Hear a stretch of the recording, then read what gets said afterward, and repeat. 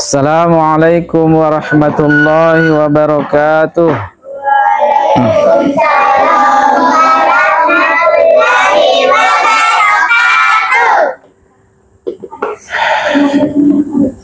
Innal hamdalillah nahmaduhu wa nasta'inuhu wa nastaghfiruh wa na'udzu billahi min syururi anfusina wa min sayyiati a'malina.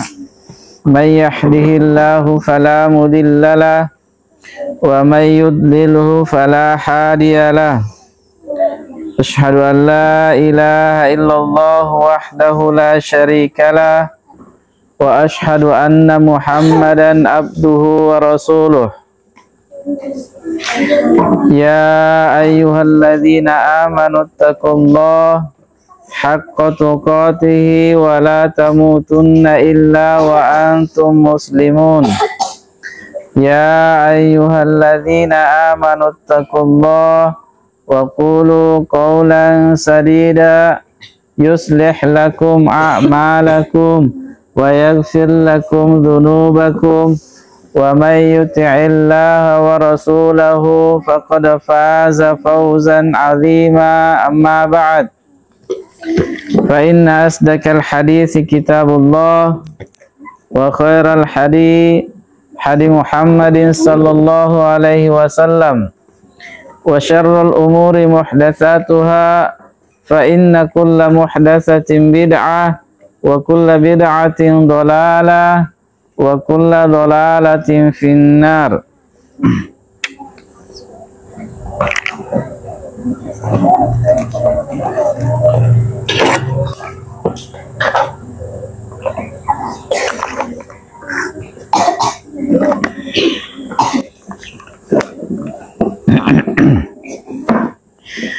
Alhamdulillah, segala puja dan puji hanyalah milik Allah Azza wa Jal yang senantiasa mencurahkan kepada kita seluruhnya berbagai macam nikmat demi nikmatnya, rahmat dan kasih sayangnya, sehingga di malam hari ini kita kembali bisa berjumpa dalam rangka mempelajari Al-Quran, mempelajari sunnah-sunnah Nabi Sallallahu Alaihi Wasallam yang mulia, di mana dengan kesyukuran atas nikmat-nikmat tersebut Allah Subhanahu Wa Taala akan berjanji.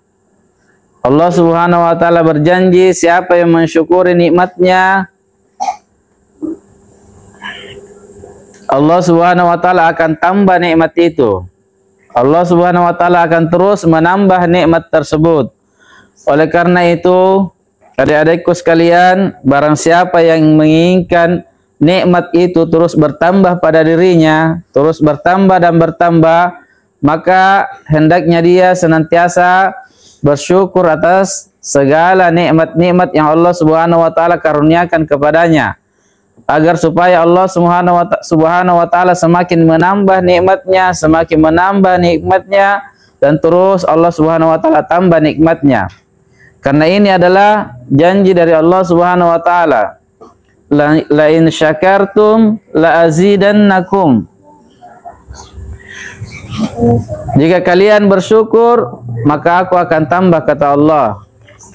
Akan tetapi siapa yang kufur, siapa yang ingkar terhadap nikmat-nikmat Allah Subhanahu wa Ta'ala, siapa yang tidak mau taat kepada Allah, tidak mau mensyukuri nikmat tersebut, wala in kafartum inna adzabi lasyadid, kata Allah Subhanahu wa Ta'ala, siapa yang kufur kepadaku, tidak mau bersyukur kepadaku, maka ketahuilah bahwa sungguh azabku itu amatlah pedih, kata Allah Subhanahu wa Ta'ala.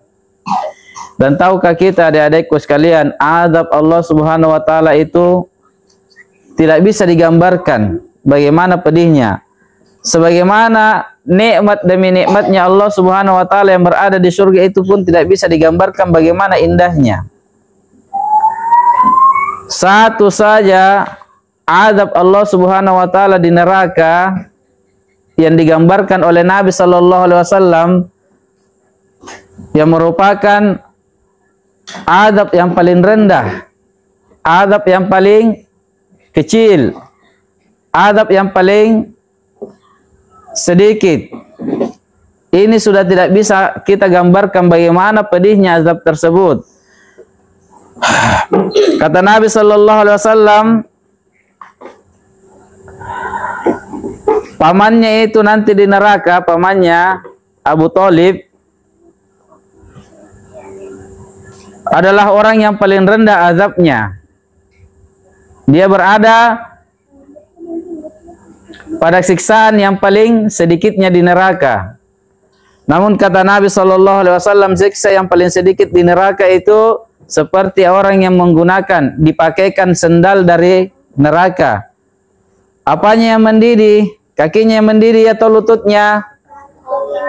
Otak kepalanya yang mendidih. Coba bayangkan, siapa yang mampu membayangkan siksa yang seperti ini? Sendal yang dia gunakan dari neraka, maka yang mendidih otak kepalanya. Ada di dunia ini siksa yang seperti itu. Ada yang bisa membuat sendal yang seperti itu. Ini yang paling sedikitnya. Ini yang paling rendahnya. Ini yang paling kecilnya. Bagaimana dengan yang di atasnya itu? Bagaimana dengan yang pertengahan dan bagaimana dengan yang paling pedihnya? Waliyadzubillah. Semoga Allah Subhanahu wa taala selamatkan kita seluruhnya dari siksa Allah Subhanahu wa taala. Baiklah adik-adikku sekalian, malam ini kita akan melanjutkan pelajaran kita, yakni Sirah Nabawiyah. Kisah perjalanan hidup Nabi Sallallahu Alaihi Wasallam yang teramat indah, teramat mulia, dan teramat baik untuk kita teladani.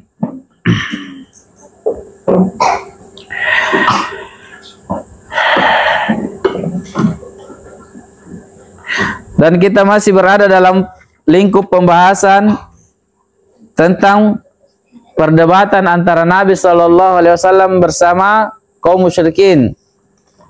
Telah kita jelaskan bagaimana alasan-alasan kaum musyrikin kenapa dia bisa menjadikan Tuhan itu ada Tuhan selain Allah Subhanahu wa taala. Nah, di sini Allah Subhanahu wa taala mulai membantah alasan-alasan mereka. Mulailah Allah Subhanahu wa taala membantah anggapan-anggapan mereka, hujjah-hujjah mereka mulai dirontokkan, mulai dibantahkan oleh Allah Subhanahu wa taala. Jadi yang membantah hujjahnya kaum musyrikin itu bukan manusia, bukan Nabi Sallallahu Alaihi Wasallam, bukan makhluk. Allah Subhanahu wa taala pencipta makhluk yang langsung menantang, membantah hujjah-hujjah mereka, yang langsung membantah kebodohan-kebodohan mereka dalam mengambil kesimpulan, dalam berpikir. Allah Subhanahu wa taala yang langsung membantah mereka.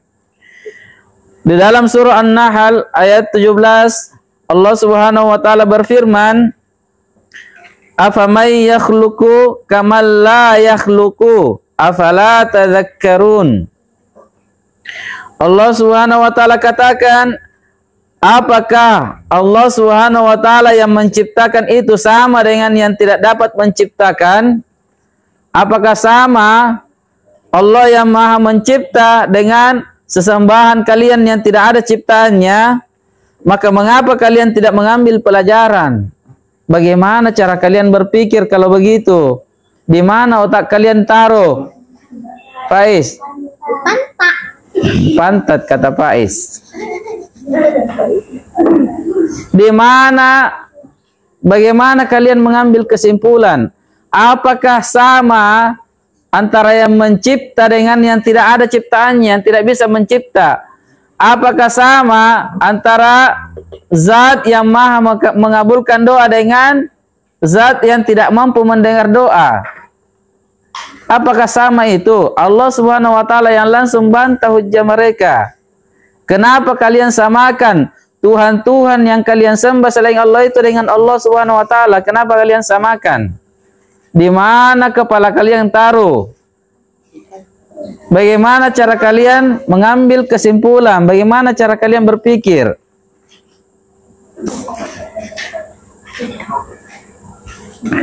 Kemudian ketika disodorkan kepada mereka pertanyaan yang seperti ini, bantahan yang datang dari Allah Subhanahu wa taala langsung disampaikan kepada mereka ayat ini, mereka pun bungkam. Terdiam mereka, tidak mampu menjawab. Mereka tidak dapat lagi membantah ayat ini dan habislah segala alasan dan dalil-dalil mereka. Mereka pun tidak mampu lagi melawan atau mereka tidak mampu lagi membantahkan ayat-ayat Allah Subhanahu wa taala ini. Kemudian mereka pun terdiam dan menyesal karena mereka mengalami kekalahan yang sangat besar. Mereka betul-betul dipermalukan. Mereka betul-betul tidak mampu lagi menjawab. Jawaban apa yang mereka bisa lakukan?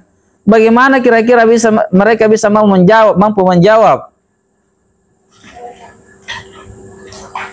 Apa kira-kira jawaban yang bisa mereka lakukan?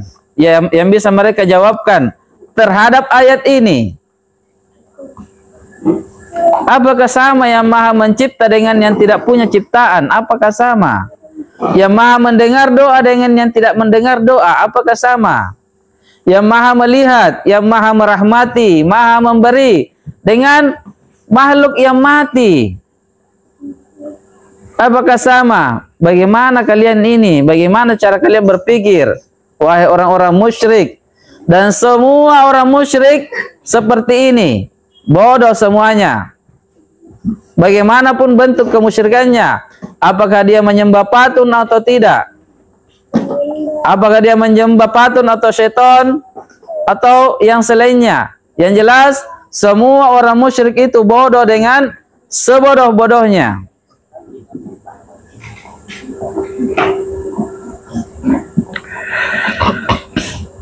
Setelah itu mereka pun mengalihkan perdebatan kepada perkara yang batil lainnya. Di sini mereka kan sudah terkalahkan, tidak mampu lagi membantah ayat-ayat Allah Subhanahu wa taala. Ada lagi alasan-alasan lainnya.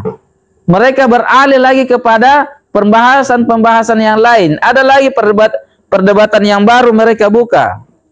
Mereka mengatakan, sesungguhnya bapak-bapak kami, ini dia dalilnya.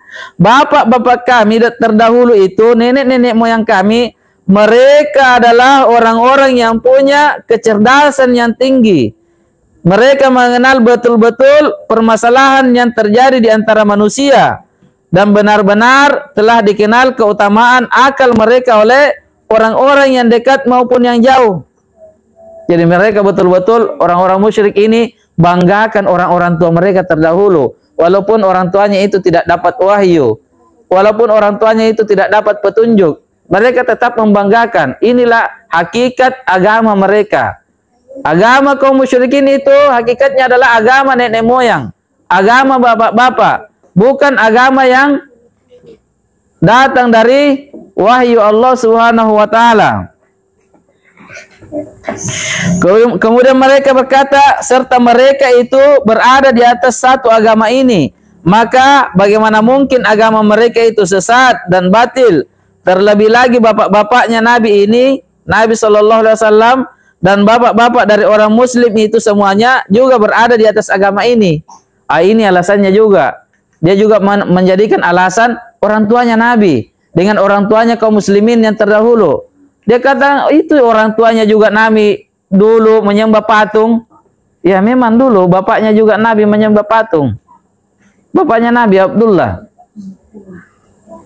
Kemudian bapaknya juga kaum muslimin, orang tuanya kaum muslimin yang lain, para sahabat. Mereka juga menyembah patung. Ini dijadikan alasan, ini dijadikan dalil.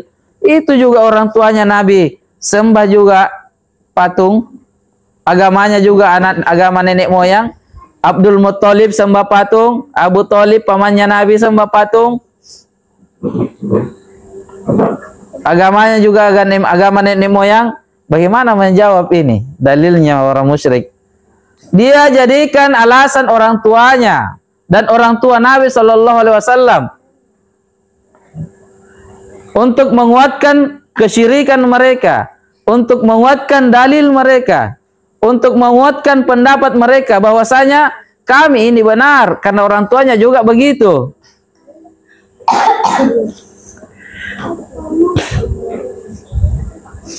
Padahal kalau kita mau bantah mudah saja ya, adik-adikku sekalian, mudah saja. Apakah bapak-bapak mereka itu atau bapak-bapak Nabi Shallallahu Alaihi Wasallam dengan nenek-neneknya itu, apakah mereka punya dalil tentang apa yang mereka lakukan berupa penyembahan kepada selain Allah Subhanahu Wa Taala? Apakah mereka melakukan itu berdasarkan wahyu atau bukan? Apakah mereka melakukan itu berdasarkan petunjuk dari Allah Subhanahu Wa Taala atau hanya berdasarkan dari keinginan hawa nafsu mereka, berdasarkan dari pikiran-pikiran mereka yang dibisiki oleh syaitan-syaitan? Mudah saja kalau kita mau bantah mereka, tunjukkan dalilnya sebagaimana yang Allah Subhanahu Wa Taala ungkap dalam ayat-ayat yang sudah kita sampaikan.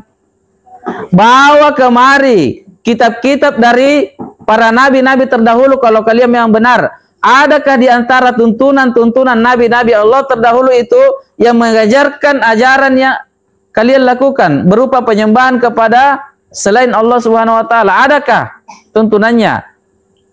Ada, sudah berlalu kitab ayat yang sudah kita jelaskan. Allah yang menantang mereka, datangkan kitab-kitab para nabi terdahulu. Kalau kalian memang benar, jangan beralasan orang tua, karena tidak ada yang menjamin orang tua kalian itu selamat. Siapa yang menjamin orang tua kalian selamat? Orang tua yang musyrik. Tidak ada yang menjamin. Kalau tidak ada yang menjamin, kenapa mau diikuti? Jaminan dari Allah Subhanahu Wa Taala itulah yang kita ikuti. Kapan ada jaminan dari Allah Subhanahu Wa Taala bahwa itulah sebuah kebenaran, itu yang kita ikuti. Bukan berdasarkan persangkaan saja.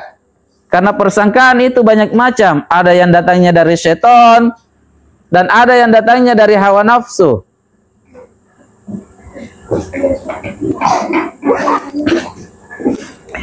Jadi mudah saja kalau kita mau bantah ya. Dan mereka sendiri mengakui bahwa mereka tidak memiliki kitab-kitab yang diperintahkan oleh Allah Subhanahu Wa Taala untuk didatangkan. Mereka tidak punya itu. Kalaupun mereka bisa mendatangkan kitab-kitab berupa Taurat dan Injil atau Zabur, maka di dalam kitab-kitab itu sama sekali tidak ada ajaran yang mengajarkan bahwa ada peribadatan kepada selain Allah Subhanahu Wa Taala. Tidak ada di kitab itu. Kalaupun ada, bukan berdasarkan wahyu dari Allah Subhanahu Wa Taala, namun itu berdasarkan dari hasil tulisan tangan-tangan manusia, bukan lagi wahyu yang datang dari Allah Subhanahu Wa Taala. Mereka sudah merubah-rubah wahyu tersebut.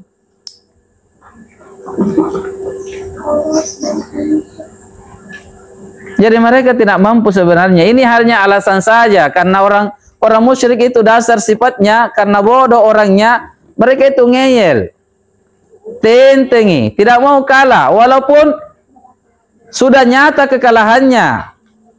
Banyak saja alasannya, banyak dalilnya, walaupun kebatilan. Kemudian di sini penulis mengatakan mereka pun dibantah bahwa bapak mereka terdahulu itu bukanlah orang-orang yang mendapat petunjuk. Bapak-bapak mereka tidaklah mengenal jalan yang benar dan menempuh jalan tersebut. Yang ini menjadikan mereka semua di dalam kesesatan. Mereka semua tidak memahami sesuatu dan tidak mendapatkan hidayah. Jadi bapak-bapak mereka itu terdahulu tidak mendapat hidayah, tidak berada di atas petunjuk. Tidak ada kitab-kitab mereka yang mereka jadikan rujukan, yang mereka jadikan sebagai pedoman. Kenapa mesti diikuti?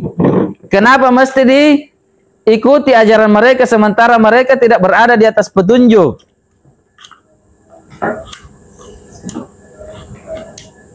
Inilah dasar kebodohan mereka.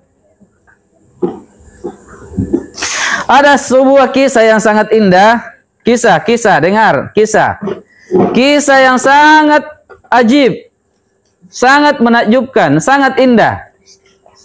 Seorang pemuda dari sahabat Nabi Sallallahu Alaihi Wasallam yang bernama Mu'adz bin Amr dengan Mu'adz bin Jabal. Namanya Mu'adz bin Amr dan Mu'adz bin Jabal. Ketika Nabi Sallallahu Alaihi Wasallam datang ke Madinah, maka pekerjaan dari betul-betul dua sahabat ini sangat cerdas, masih muda. Dia sudah mampu memeluk agama Islam. Padahal ketika itu, di zaman itu, siapa yang memeluk Islam, siapa yang masuk ke dalam agama Islam, itu berarti dia harus siap menghadapi segala macam bentuk penganiayaan, bentuk kezaliman, bentuk penyiksaan dari kaum musyrikin.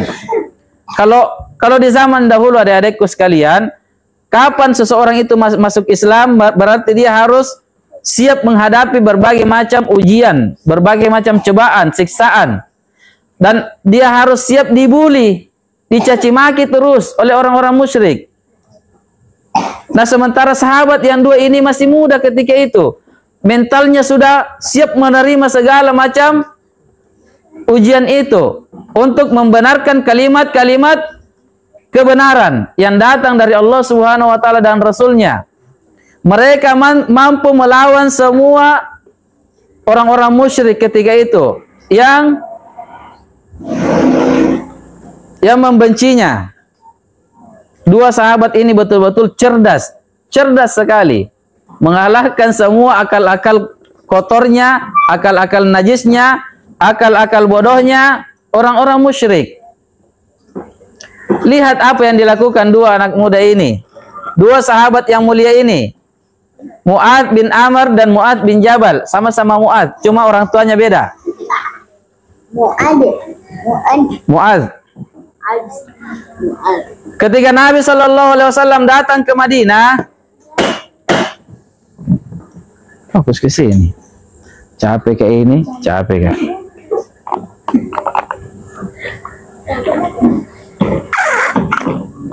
Jangan memang.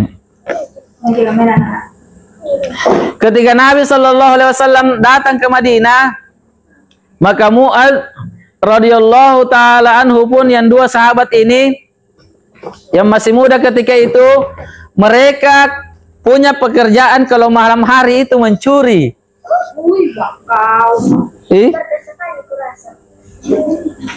Dua sahabat ini kalau malam hari suka mencuri. Apa yang dicuri? Bukan ayam, bukan uang, bukan barang-barang, tapi yang dicuri itu adalah Tuhan.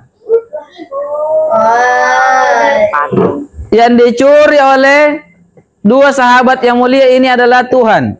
Tuhan palsu, Tuhan mainan, Tuhan yang bodoh. Ini yang dicuri.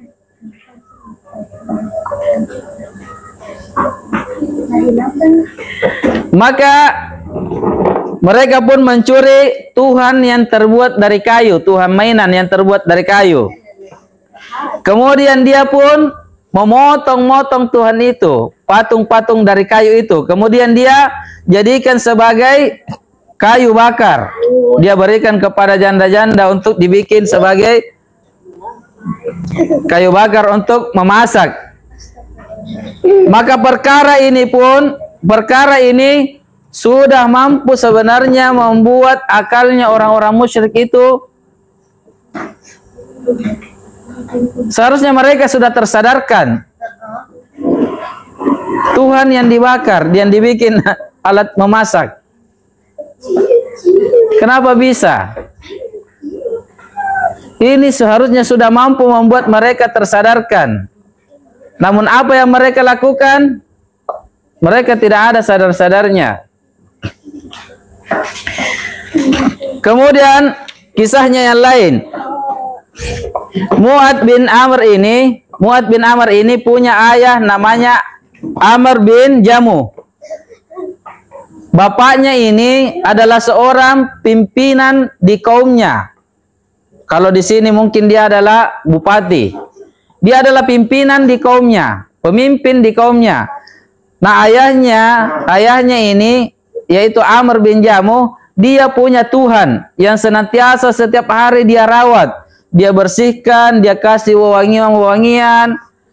Pokoknya dia muliakan, diagungkan itu patungnya setiap hari. Maka ketika datang malam hari, muncul lagi ide-ide cerdasnya Mu'ad ini, anaknya Mu'ad bin Amr dan Mu'ad bin Jamal. Mu'ad bin Jabal. Perhatikan. Jadi muncul lagi ide-ide cerdasnya. Ketika bapaknya telah tertidur, ketika mereka sudah mulai tertidur, maka Mu'ad pun mulai beraksi. Dia lakukan lagi pekerjaannya. Pekerjaan yang betul-betul membuat orang-orang musyrik itu nampak kebodohannya. Di malam hari ketika tiba malam hari, ayahnya telah tertidur, dia pun mengambil kotoran binatang yang masih harum, yang masih hangat. Kemudian dia bawa ke patungnya bapaknya. Kemudian dia di patung itu di kepalanya dikasih menghadap ke bawah, kemudian dilumuri dengan kotoran binatang itu. Lalu dia pun pergi. Keesokan harinya datanglah Amr bin Jamuh. Dia melihat patungnya. Apa yang dilakukan? Dia marah sekali. Dia cari-cari siapa yang memperlakukan patungnya itu dengan perlakuan yang sangat hina. Siapa yang menghinakan Tuhannya? Dia marah sekali. Dia cari-cari. Mungkin dia berjanji kalau dia dapat dia akan bunuh atau dia akan potong-potong orangnya. Dia marah sekali. Siapa yang memperlakukan sehina itu Tuhannya? Kemudian setelah itu pun dia cari-cari orangnya, dia tidak dapat. Dia tidak tahu kalau anaknya melakukannya. Dia cuci patungnya. Kemudian dikasih lagi wewangian. Dirawat lagi, dikasih mengkilat lagi. Cuci, kasih wewangian, ditaruh lagi di tempatnya. Malam hari lagi tiba, beraksi lagi yang dua orang ini, sahabat ini beraksi lagi. Dicuri lagi itu patung. Kemudian dibawa pergi ke got. Dibawa ke got, selokan, ditaruh di situ. Ditaruh di situ. Maka keesokan harinya Amr pun mencari patungnya. Dia cari Tuhannya.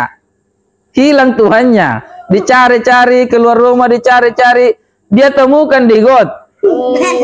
Dia temukan Tuhannya di got. Marah dia. Betul-betul marah. Siapa yang memperlakukan Tuhannya seperti itu? Marah sekali. Kemudian dia pun bersihkan lagi. Dia cuci, kasih mengkilap, dikasih lagi wangian, ditaruh lagi. Kali ini dia taruh Tuhannya, kemudian dia ambil pedangnya yang paling bagus, paling tajam, paling mengkilat. Kemudian dia taruh pedangnya di samping Tuhannya itu, samping patungnya. Kemudian dia berkata kepada patungnya, jaga sendiri dirimu, ini pedang. Kalau ada yang mau mencurimu, kamu tebas sendiri. Saya tidak mampu menjagamu terus menerus. Dikasih patungnya pedang, dia suruh jaga dirinya. Singkat cerita, malam hari tiba lagi, beraksi lagi yang dua orang ini. Sahabat yang betul-betul cerdas, dia tidak berkata-kata, namun tindakannya, perbuatannya ini betul-betul menggambarkan, mengungkap tentang segala macam bentuk kebodohan, kenajisan, ketololan akalnya orang-orang musyrik. Apa yang dilakukan?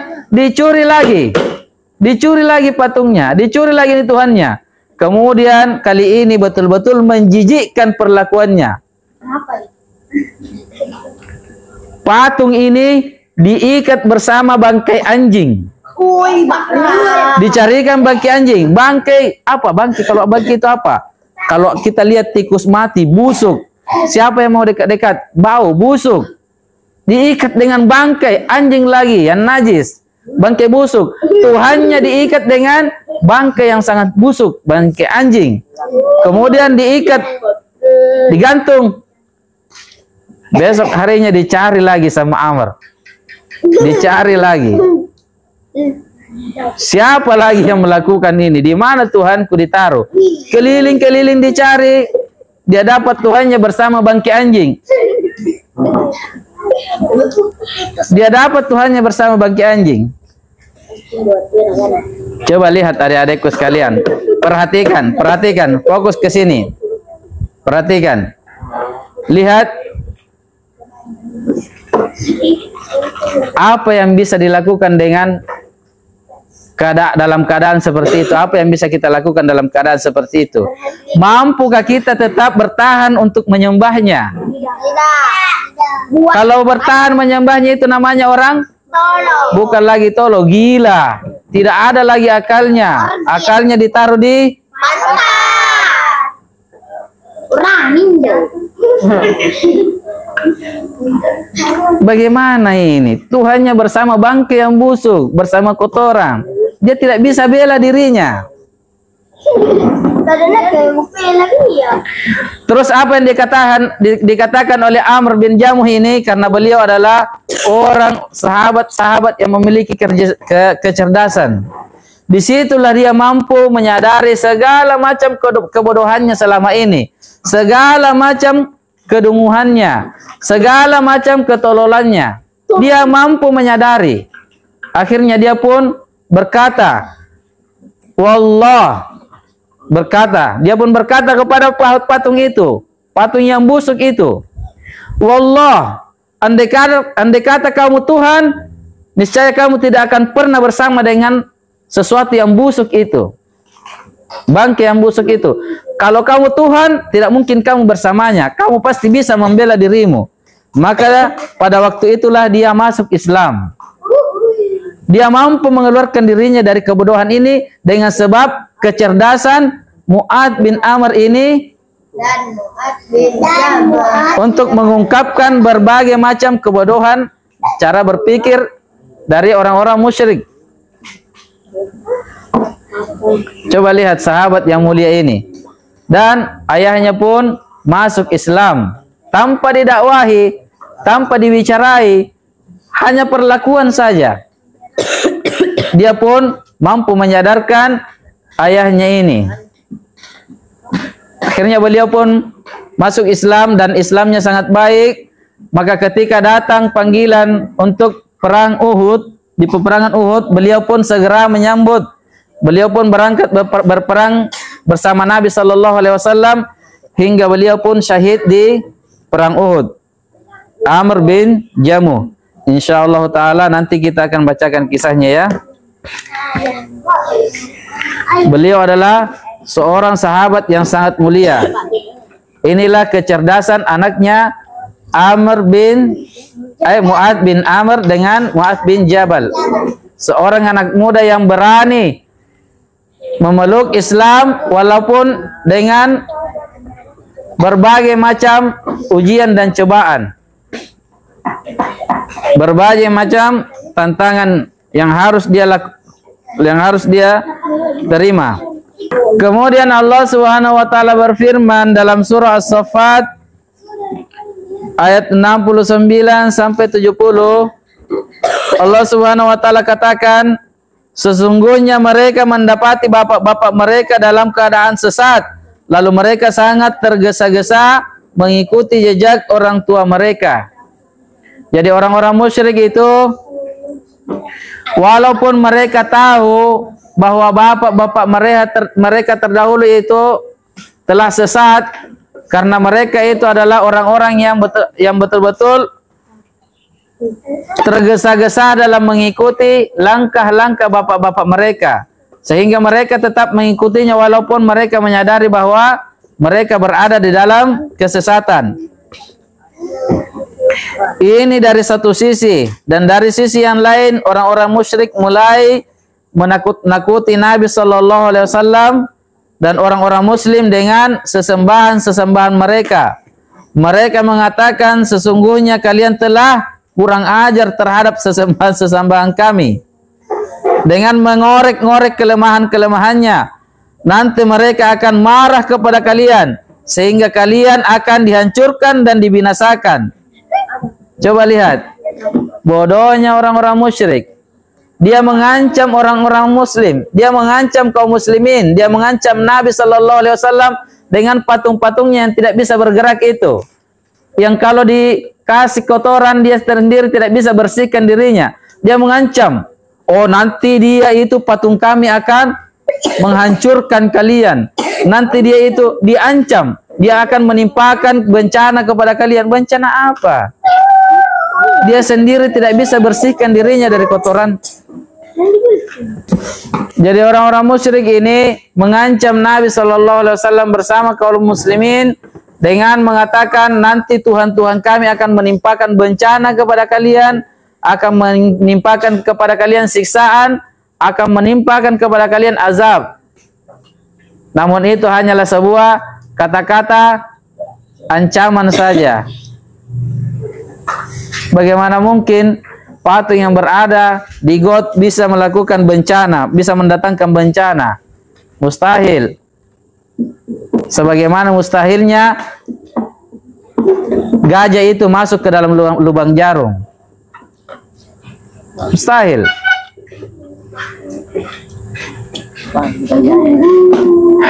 Baik adik-adikku, sampai di sini dulu. Subhanakallahumma wa bihamdik, asyhadu an la ilaha illa anta, astaghfiruka wa atubu ilaik. Wassalamualaikum warahmatullahi wabarakatuh.